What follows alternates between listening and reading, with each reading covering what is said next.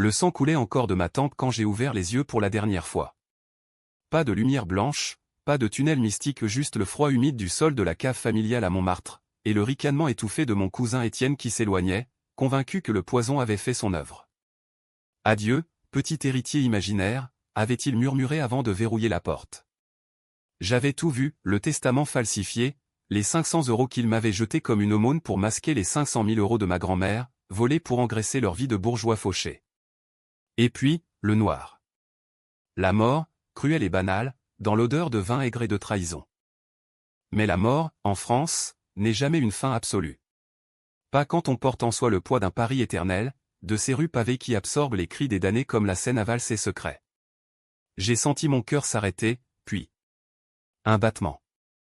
Un seul, puis un autre. Pas au paradis, non. Retour en enfer. Ou plutôt, en 2018, 3 ans avant cette nuit fatale.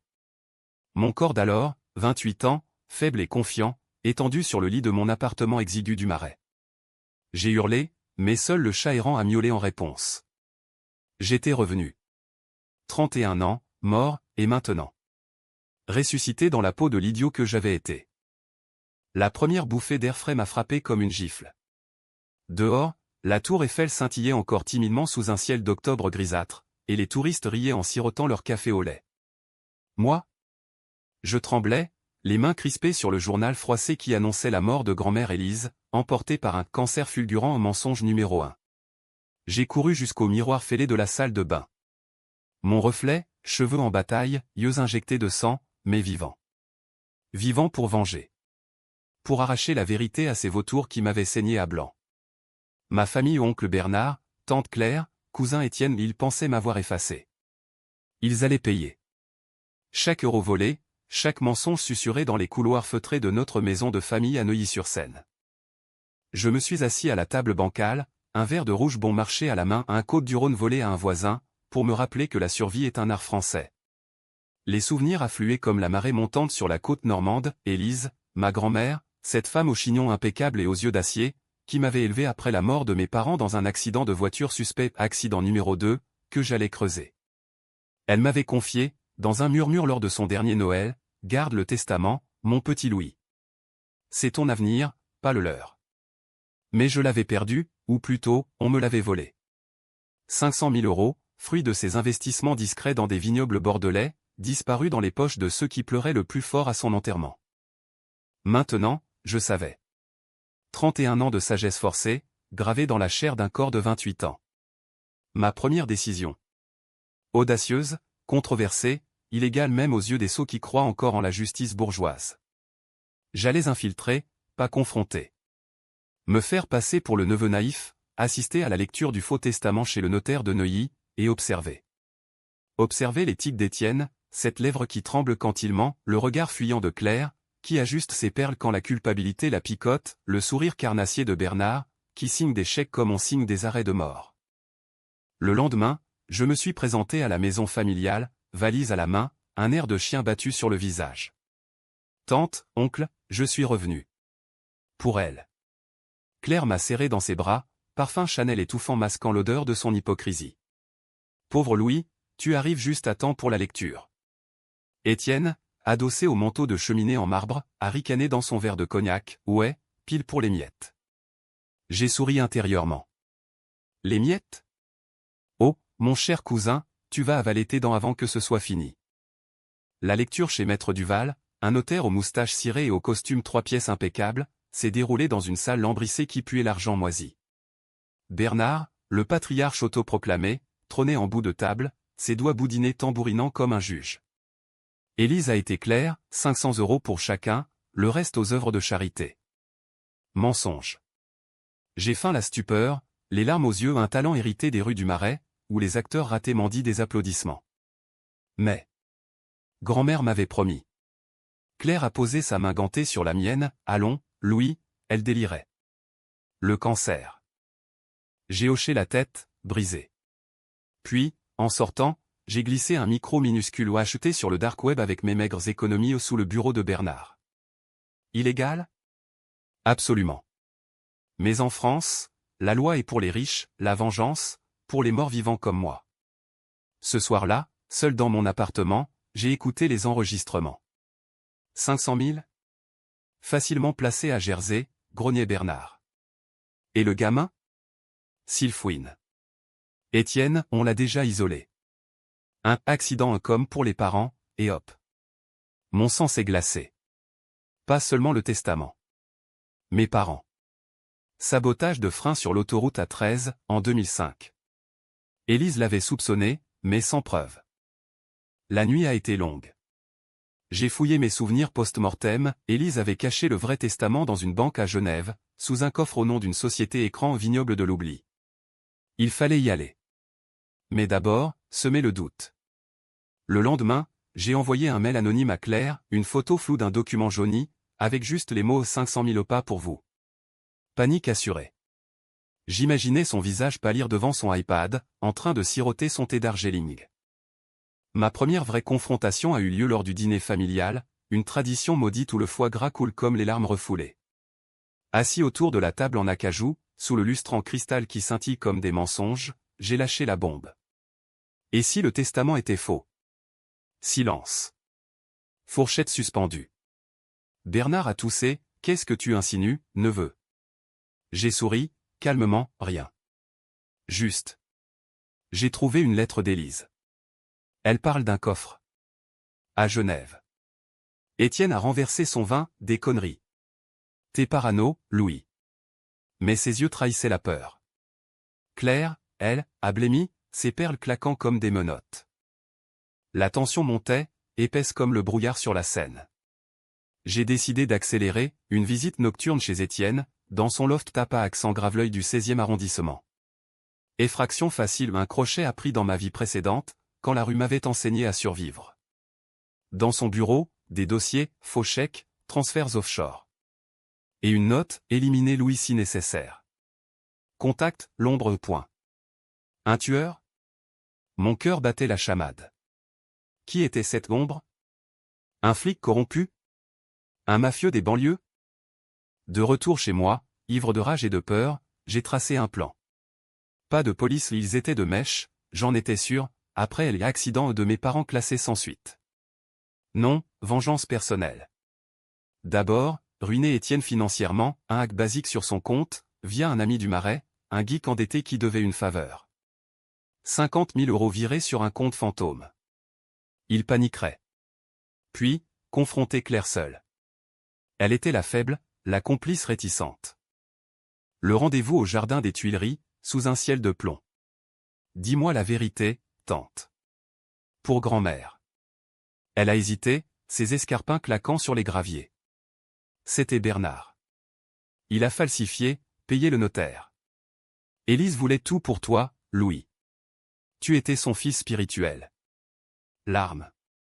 Aveu. Mais pas de remords. On avait besoin de l'argent. Tes parents. C'était un accident, mais Bernard a accéléré les choses. Mon estomac s'est noué. Pas accident. Meurtre. J'ai sorti mon téléphone, enregistré tout. Aide-moi, ou je balance. Elle a hoché la tête, terrifiée. Alliance fragile. Mais la vraie tempête couvait. Bernard m'a convoqué ce soir-là. Qu'est-ce que tu fabriques, gamin? Son bureau, tapissé de livres non lus, puait le cigare cubain. J'ai feint l'innocence, rien, oncle. Juste. Des doutes. Il a ri, un rire gras, écoute, Louis. Rejoins-nous. Les 500 000, on peut les partager. Oublie Genève. Tentation. Mais je voyais le piège, un verre empoisonné, comme le mien. J'ai refusé, poliment. Je préfère la justice. Il a haussé les épaules, la justice? En France? T'es naïf. La nuit suivante, l'attaque est venue. Une voiture noire, phares éteints, fonçant sur moi rue de Rivoli. J'ai esquivé de justesse l'instinct de ma vie précédente. Elle y ombre, sans doute. J'ai riposté, un coup de pied dans la portière, un couteau sorti de ma poche illégal, dangereux, mais nécessaire. Le chauffeur a fui, laissant une plaque, immatriculée à la police. Corrompu. Le cercle se resserrait. Avec l'aide de Claire, j'ai volé le passeport de Bernard pour aller à Genève. Vol, trahison, mes mains tremblaient sur le train TGV, filant à travers la Bourgogne comme un fantôme. À la banque, le coffre, le testament original, scellé, avec une lettre d'Élise, Louis, si tu lis ceci, protège-toi. Ils tueront pour l'argent. Mais souviens-toi, la vengeance est un vin amer. Bois avec modération. Sagesse. Mais j'étais sous de haine. De retour à Paris, le chaos. J'ai confronté Étienne dans un bar du quartier latin, bondé de étudiants hilars. C'est fini, cousin. J'ai le testament. Il a blêmi, puis ri, preuve. Tu bluffes. J'ai sorti la copie. Foule. Il m'a sauté dessus, point nu. Bagarre. Verre brisé, cri. La police est arrivée, ironie. Arrêté pour trouble, mais j'ai glissé le document au flic intègre qui m'a fouillé. Graine semée. Les jours suivants ont été un tourbillon de paranoïa et de calcul froid, comme un échiquier géant où chaque pièce est une vie brisée. Libéré sous caution, merci à l'avocat pro bono que j'avais contacté via un forum anonyme sur le web, je me suis terré dans un hôtel miteux de Belleville, entouré de graffitis arabes et de l'odeur de tagine clandestin. Paris, ma ville bien-aimée, se muait en jungle. Chaque ombre pouvait être elle ombre, chaque appel anonyme un pas vers la tombe que j'avais déjà creusée une fois. Claire m'a contacté par burner phone, précaution que je lui avais imposée. Bernard sait. Il prépare quelque chose. Fuis, Louis. Fuir? Non. Contre-attaquer. Ma décision controversée numéro 2, impliquer la presse. Pas n'importe laquelle, le canard enchaîné, ces satiristes acides qui dévorent les élites comme des escargots à l'ail. J'ai envoyé une enveloppe anonyme, extrait du testament, enregistrements audio, la plaque d'immatriculation. Titre proposé, héritage empoisonné, une famille parisienne au bord du gouffre financier et moral. Le scoop a éclaté comme une bouteille de champagne sabrée. Manchette dans tous les kiosques, le vol du siècle familial, 500 000 € disparus dans les brumes de Neuilly. Bernard a nié, bien sûr, lors d'une conférence de presse guindée devant la maison de famille, micro CNN en main. Calomnie. Mon neveu est dérangé, obsédé par des fantômes. Moi, dérangé? J'ai ri seul, dans ma chambre au mur moisi, en sirotant un pastis dilué. Les fantômes, c'était eux. Et moi, leur exorciste. Étienne, le mordu en premier. Son loft saisi par la banque Oméac avait porté leurs fruits. Il m'a traqué jusqu'à Belleville, ivre et furieux, cognant à la porte comme un taureau enragé. Ouvre, salaud. Tu vas payer pour ça. J'ai ouvert, un tasé volé à un marché noir à la main, arme de lâche, mais efficace. Choc. Il s'est effondré, bavant des insultes. C'était pour le bien de la famille, Louis. Tes parents. Ils étaient endettés. Bernard ajuste. Aider la voiture à déraper. Aveu. J'ai enregistré, bien sûr. Puis, appel aux flics. Agression. Mon cousin ivre. Au commissariat du 19e, l'interrogatoire a tourné vinaigre. Étienne, menotté, a craqué, c'est Bernard. Il a payé le mécano pour les freins, en 2005. Et pour toi, le poison dans le vin de la cave. Les inspecteurs ont pâli. Elle y ombre? Un flic ripou du service, nommé Duval Ironie, même nom que le notaire. Réseau. Corruption. La presse s'est déchaînée, scandale Neuilly, meurtre en série pour un héritage. Moi? J'étais intouchable, pour l'instant. Plan numéro 3, la confrontation finale avec Bernard. Pas de violence brute trop vulgaire, trop américain. Non, un duel intellectuel, à la française. Je l'ai invité au café de Flore, Saint-Germain-des-Prés, là où Sartre disséquait les âmes. Il est venu, cravate de soie défaite, yeux rougis par l'insomnie. Qu'est-ce que tu veux, Louis? L'argent? Prends-le. Mais arrête cette folie. J'ai posé le vrai testament sur la table en marbre, entre nos cafés noirs. Pas l'argent. La vérité. Mes parents. Élise. Tout. Il a soupiré, un soupir de tragédie racinienne. Tes parents devaient des millions à des créanciers marseillais. J'ai négocié. Les freins, c'était un message. Élise l'a découvert, a voulu te protéger avec son magot. J'ai falsifié pour sauver la famille. Sauver? tué. Et moi, dans la cave. Rire amer. Étienne a exagéré. Juste un somnifère. Pour te faire taire. Mensonge. J'avais l'enregistrement d'Étienne. J'ai appuyé sur play, discrètement. Son visage s'est décomposé. Traître, a-t-il murmuré en me fixant. Puis, le geste fou, il a renversé la table, criant au voleur, pour attirer la foule. Chaos. Serveur paniqué, touriste filmant. J'ai fui dans les ruelles, cœur cognant, mais victorieux. La vidéo virale sur TikTok, héritier vs patriarche, bagarre au floor. Claire m'a rejoint dans un safe house à Montreuil, une planque d'un vieux militant anarchiste que j'avais connu dans ma vie d'avant. On fuit ensemble? Vers la Suisse? Tentant. Mais non. On finit ça. Ensemble, on a contacté un procureur intègre, une femme au nom de Marianne Lefebvre, connue pour traquer les cols blancs. Dossier monté, preuves, témoignages, transfert bancaire tracé via un expert comptable freelance payé avec mes 500 premiers euros d'héritage symbolique. Le raid sur la maison de Neuilly a été théâtral, digne d'un film de Godard. Flic en civil, sirène hurlante sous la pluie battante. Bernard arrêté en pyjama de soie, hurlant des jurons aristocratiques. Étienne, déjà en tôle pour agression, a balancé tout, le poison, les freins, les pots de vin au notaire et aux flics du Val. Claire, en échange d'immunité partielle, a témoigné, c'était pour l'argent. Mais Louis. Il méritait mieux. Moi? Interrogé comme témoin clé. Comment saviez-vous tout? J'ai souri, un pressentiment. Familial. Pas de mention du retour d'entre les morts qui croirait ça, même en France, terre des fantômes littéraires? La presse m'a encensé, le vengeur de Montmartre, l'héritier ressuscité. Ironie. Les 500 000 euros? Bloqués au tribunal, mais promis à moi.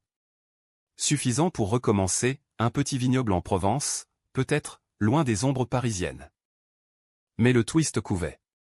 Lors d'une visite à la prison, face à Bernard menotté derrière la vitre, il a glissé, « Tu crois que c'est fini ?» Élise avait un secret plus grand. Tes parents n'étaient pas qui tu penses. Mon sang s'est figé. Qu'est-ce que ça voulait dire? Adoption? Meurtre plus profond? Les mots de Bernard résonnaient comme un glas dans ma tête, tandis que je quittais la prison de Fresnes sous un ciel bas et lourd, typique de ce novembre maussade. Paris s'étalait devant moi, tentaculaire et indifférente, ces boulevards artères pulsants d'une vie que je n'avais plus la naïveté d'embrasser pleinement. Qui étaient mes parents?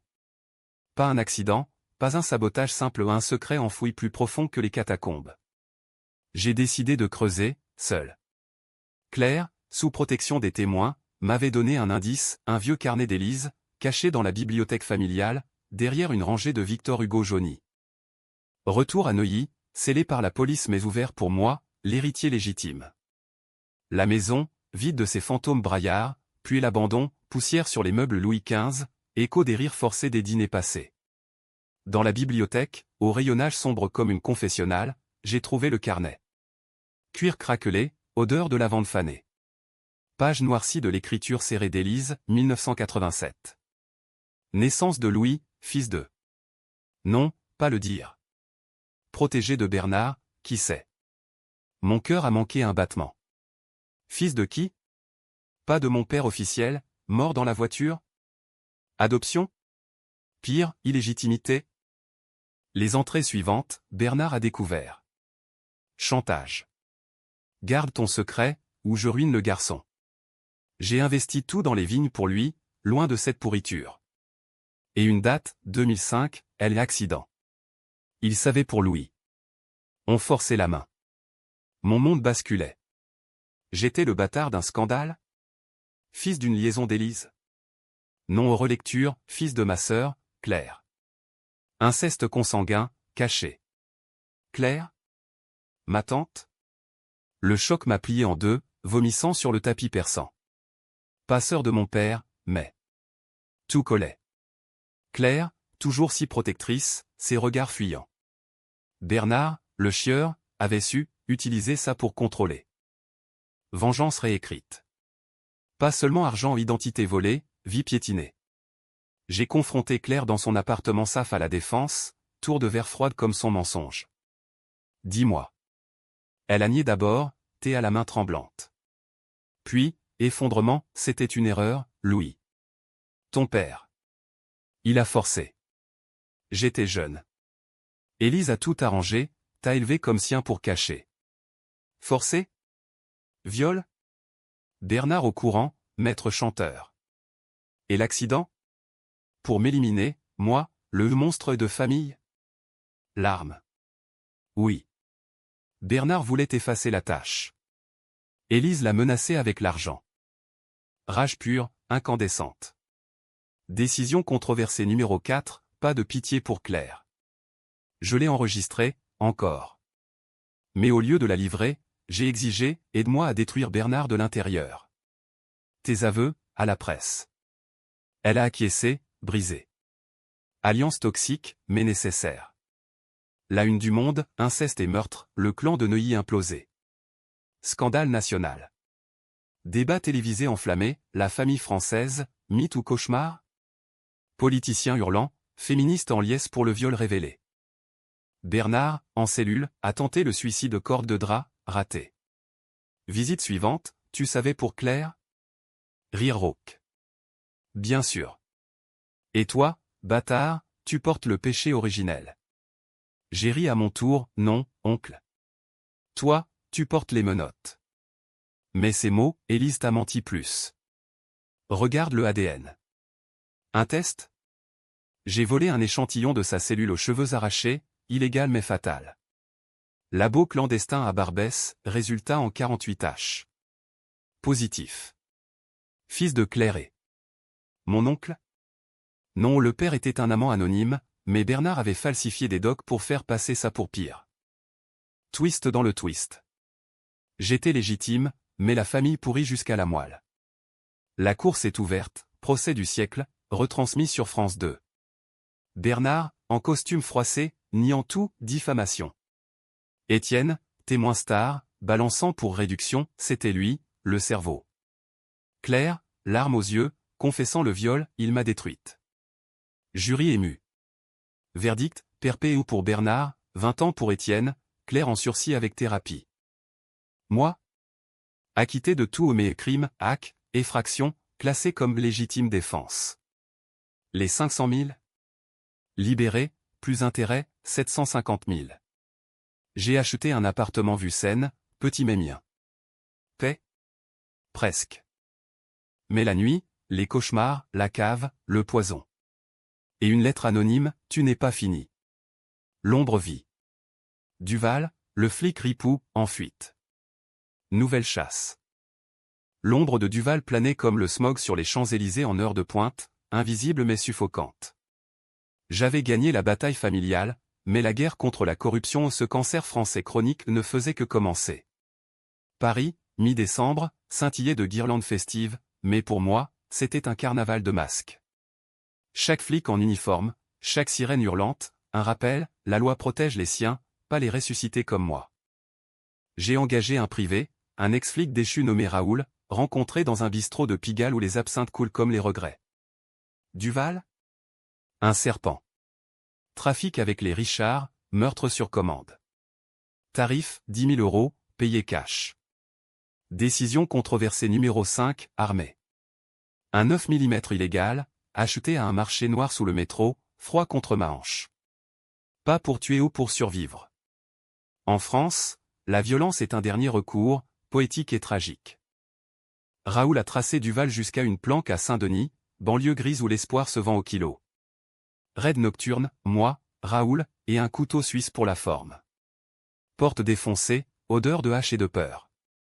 Duval, en sueur, flingue à la main, le gamin de Neuilly. Tétenace. Confrontation. Pour mes parents. La cave. Finit ça proprement. Il a ri, Bernard payait bien. Mais t'es un fantôme, toi. Comment t'as su? J'ai esquivé son tir, Raoul l'a plaqué. Menottes improvisées. Aveu, oui, les freins. Le poison, c'était Étienne, mais j'ai fourni la came. Livré à la vraie police ou la BRDE, brigade des ripoux. Procès Duval condamné à 15 ans. Presse en transe, l'héritier nettoie Paris, de la famille aux flics corrompus. Interview refusée, mais rumeurs, Louis, le justicier solitaire. Solitaire? Oui. Claire, en thérapie à Lyon, m'écrivait, « Pardon, mon fils. » Fils. Le mot brûlait. J'ai répondu, « Pas de pardon. Juste oubli. » Avec l'argent, j'ai investi, vignoble en Languedoc, petit domaine nommé Ressuscité. Vendange sous le soleil impitoyable, raisin noir comme ma colère. Mais la paix fuyait. Flashback, la mort, le retour. Étais-je vraiment vivant, ou un écho? Un soir, à Montpellier, verre de mon propre vin à la main, appel anonyme, Bernard veut te voir. Dernier mot. Prison de Clairvaux, forteresse médiévale où les âmes pourrissent. Bernard, vieilli de 10 ans en un, maigre comme un spectre. Louis. Le secret final, Élise n'est pas morte de cancer. Empoisonnée. Par moi. Pour te tester. Test? Elle savait pour ton retour. Une voyante, connerie mystique. Il reviendra venger. J'ai voulu la faire taire. Folie. Et toi? Tu as réussi. Rire. Mort le lendemain, crise cardiaque. Deuil? Non. Clôture. J'ai brûlé le carnet d'Élise sur une plage de la Méditerranée, cendre au vent salé. Paris appelait encore affaire à régler, testament à exécuter pour charité, orphelinat, clinique pour victimes de viol. Rédemption. Mais le climax, un dîner d'adieu, auto-invité. Non à un bal masqué au Louvre, invitation volée.